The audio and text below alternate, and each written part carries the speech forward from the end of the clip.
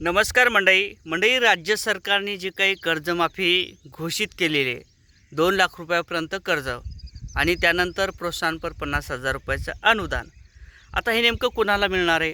परत कृषी मंत्री भरणे मामा यांनी एक विधान केलेले 2017 असेल 2019 असेल या दरम्यान जे काही शेतकऱ्यांचं कर्ज होतं त्यांना कर्जमाफी पात्र झाली होती, परंतु अशा शेतकऱ्यांची कर्जमाफी झाली नव्हती.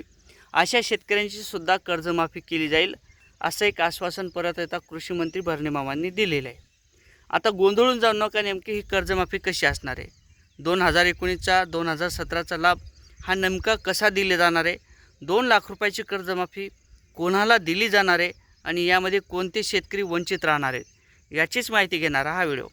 नक्की चॅनलवर नवीन असाल तर चॅनलला सबस्क्राईब करा. म्हणजे ज्या अर्थी शेतकऱ्यांच्या कर्जमाफीच्या संदर्भात राज्य सरकारने जे काही निर्णय घेतला त्या आधारे परदेशी यांच्या नेतृत्वात समिती गठीत करण्यात आली होती.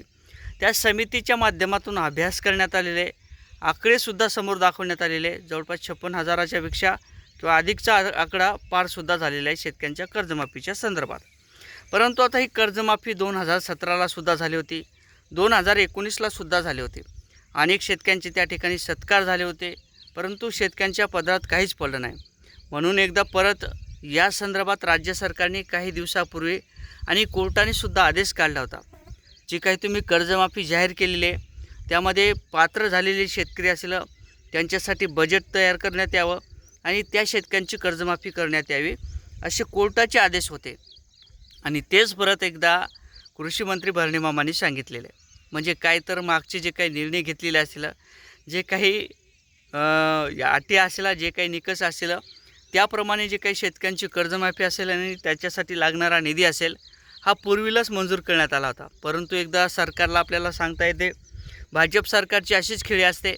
भाजप सरकार काहीतरी जुना GR घेतो आणि ते परत वाचून सांगतो की आम्ही नवीन एकदा परत निर्णय घेतला आणि या निर्णयाच्या माध्यमातून शेतकऱ्यांना लाभ दिला जाणार आहे. आता 2017 आणि 2019ची कर्जमाफी यापूर्वीच जाहीर झाली होती. आता परंतु शेतकरी मोठ्या प्रमाणात रस्त्यावरती उतरलेला आहे, म्हणून कुठंतरी सरकारला हा निर्णय परत वाचून सांगायचं काम पडलेलं आहे. आता 2019 आणि 2017ला जी काही कर्जमाफी झाली होती त्यामध्ये ज्या शेतकऱ्यांना कर्जमाफी मिळालेली आहे असे शेतकरी यामध्ये पात्र नाहीत असं सुद्धा काही दिवसापूर्वी स्पष्ट केलं होतं.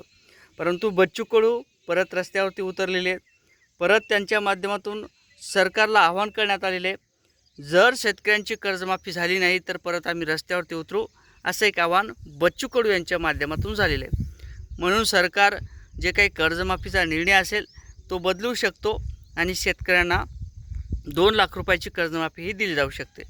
आता त्याचबरोबर 2 वर्ष जर सलग बँकेचं कर्ज भरलेलं असेल आणि जर तुम्ही 1 वर्ष जर बँकेचं कर्ज भरलेलं नसेल तर अशा देखील शेतकऱ्यांना 50,000 रुपयाचं प्रोत्साहनपर अनुदान हे मिळणार नाही असं मुख्यमंत्री फडणवीस, कृषी मंत्री भरणे मामा यांनी स्पष्ट केलं होतं.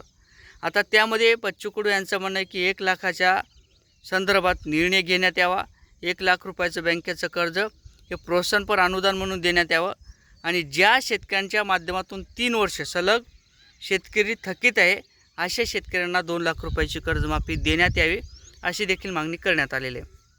आता त्याचबरोबर जी काही कर्जमाफीची प्रक्रिया असेल त्यामध्ये OTSची एक अट घालण्यात आली होती.